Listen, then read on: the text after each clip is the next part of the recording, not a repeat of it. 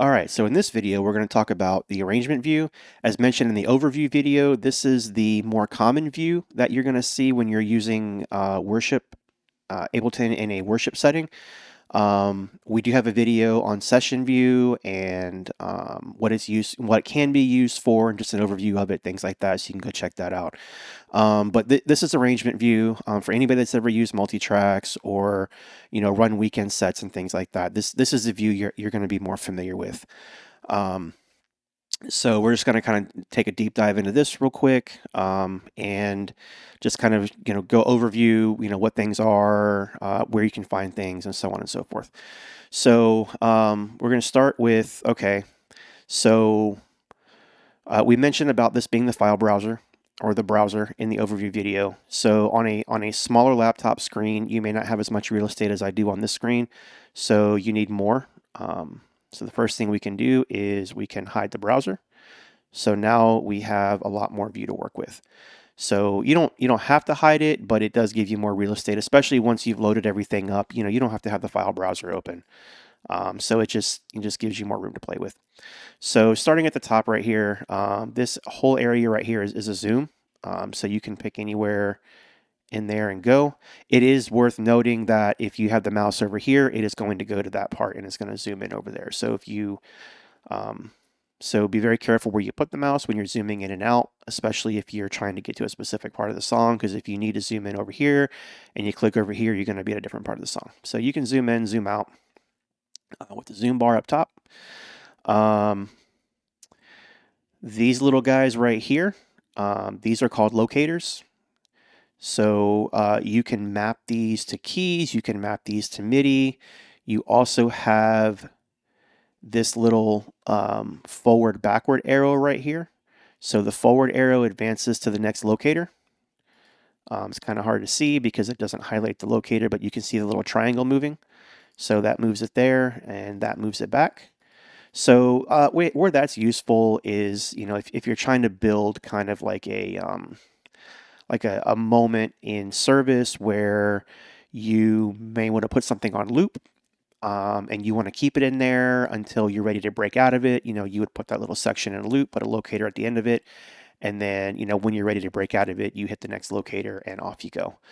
The other thing is if you all of a sudden you want to call an audible and you want to go back into a chorus that wasn't pre-planned or pre-practiced, just it's like, oh, we want to go back into a chorus, and you're halfway through this chorus, you can when you get to the last measure, you can hit the locator button. It'll go back for you. You do have to be careful with this because it will go back to the next locator, or it will go to the locator you click on the next downbeat. So if you're in the middle of the chorus, you obviously don't want to jump back to the chorus, or you're going to be off as far as your tracks and things like that go. It's also worth noting that the locators do not come with you when you're dragging the set into, like, say, the weekend set, for instance. So that's why I have that mapping track up there at the very top. I always build that with every set that I build, just so it's there, so I have a visual reference when I import it into the weekend set. And if I wanted to put the locators back, I could. I typically don't put them back in the weekend set, but it gives me a good visual representation of the song, where everything's at in the song, instead of looking at trying to figure out where you're at just via the guide track itself. So yeah, just something to keep in mind that locators are good, when you're working on the set individually, but they do not come with you when you drag the set into, like, the weekend set, for instance. View-wise, you can expand the tracks, you can keep them collapsed. I like to keep them collapsed because it takes up less room on the screen. Especially when you're loading a weekend set and you've got multiple songs on here. If we do this, and we expand all of our tracks, now we have some pretty big real estate taken up, and this is just one song. So now now we have to expand it, and now we're going to add 3 or 4 other songs to this, and now we're going to be, scrolling pretty good. So the only thing that this really shows you is, where the automation is at. As I mentioned in the session view video, whenever you see these little pink little pink triangles, squares, circles, whatever they are, that indicates that there's automation on the track of some sort. So in this particular case, somebody has come in here and said, I'm going to drop the volume down on the track. So at the end of the song, they're fading out the volume on multiple of these tracks right here. So that's really, from a view perspective, if you expand all the tracks, that's really gives you the ability to see the automation. But if you're not looking for the automation, if you don't care about the automation, you just want to play the track, I would recommend that you keep them collapsed, because whether they're collapsed or whether they're expanded, they're gonna play. So, oops. So it's personal preference. You don't have to collapse them. I do, like I said, because it takes up a lot less room on the screen. So over here you have your outputs. As I mentioned in session view, you can do the same. You can route everything here. It's cleaner and quicker to see it in session view, but you can also change your inputs and outputs over here. One thing, actually the important thing to note, especially when it comes to weekend services and building tracks and things like that, is the options you have available to you when it comes to your individual tracks. So let's just highlight the choir track, for instance. We're going to come down here to this wave, this box that looks like it's got a wave file in it. We're going to expand it. So this is the visual wave file, wave formation file of the track that you've selected. So what you really want to pay attention to is warp right here. In most cases, you're going to want to at least warp your tracks for beats. And why that's important is when you're importing them into like your weekend set or whatever, if they're not warped and the tempo's wrong, or if this song's been cut up, so like, we're going to add a third chorus on here or whatever the case may be, and you import it into another set that, and these tracks are not warped, it's going to come in all kinds of weird, all kinds of funky, and it's going to be really hard to get it lined back up. So I would recommend that at a minimum, you come in here and you warp your tracks to beats. That way, when you are working with this particular track outside of the set that it's built in, it'll be a lot easier, a lot more manageable. The other thing to note is the BPM right here. So the BPM should always match the tempo of your song. So what's reflective down here should always reflect up here. Now, where that varies is like if somebody's gone in and manually warped a track. I'm not going to get into that in this video, but basically somebody's come in here and they've expanded or contracted pieces of the song. For whatever reason, this BPM will be different from the overall song BPM. It'll be based on whoever's come in here and warped this and done it. If you want to reset that, just unclick warp and reclick it, and then if there was warp markers, it would tell you, hey, do you want to reset your warp markers? The other big thing to note is transposition right here.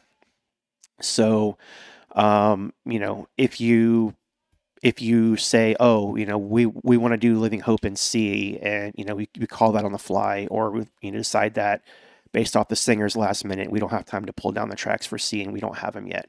You could come in here and so now that particular track is in C.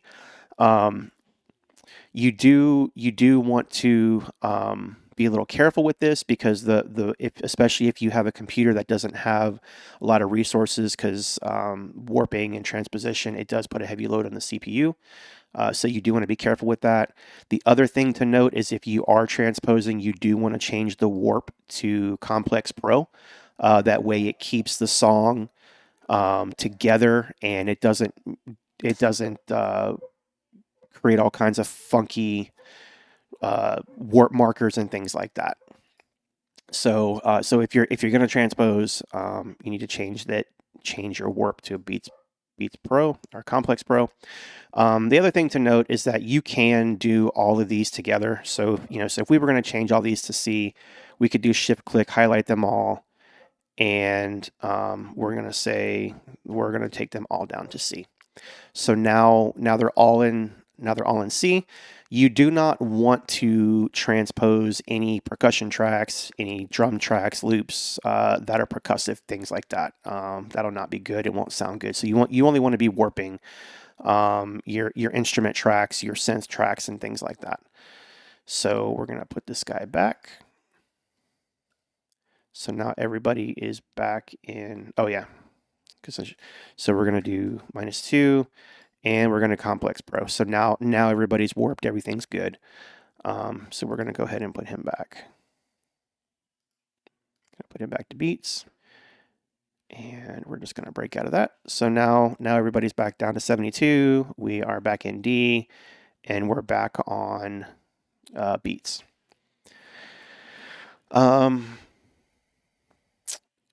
Some songs, some of your multi-track songs they're gonna vary in tempo, especially towards the end as some of them kind of fade off a little bit.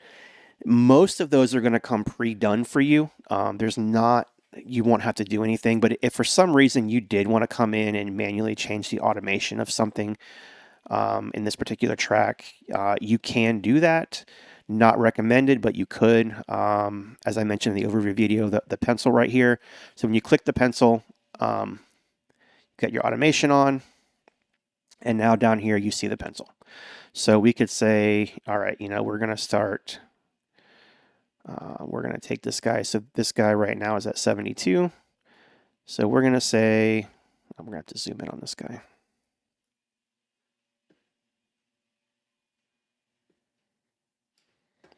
So we're going to say we want to draw this guy up to 95, and then he's going to come back down to 57, something like that, right? So you can come in here and you can manually draw the tempo.